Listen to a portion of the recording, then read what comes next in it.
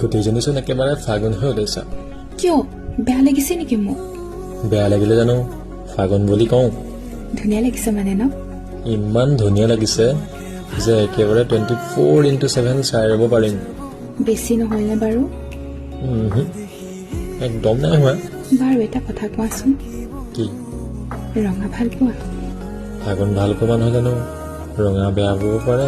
ইমান প্ৰিয়নে ফাগুন? ফাগুন বিশেষ। ফুল ভাল পোৱা, গান ভাল পোৱা মানুহৰ বাবে ফাগুন আৱেগ, ফাগুন প্ৰিয়। পিছে মিষ্টাৰ, ফাগুন হৈ যদি মই উৰুৱাইনো কি কৰিবা?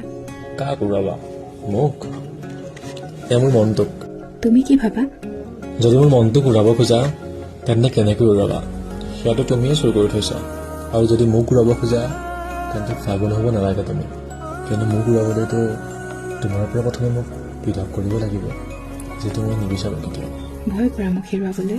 ফাগুনৰ পচোৱা প্ৰিয় মোৰ, কিন্তু ধুমুহালৈ ভয় হয় কেতিয়াবা। ধুমুহাই ক্ষতি কৰিব নোৱাৰাকৈ সামৰি ৰাখিব নোৱাৰি জানো?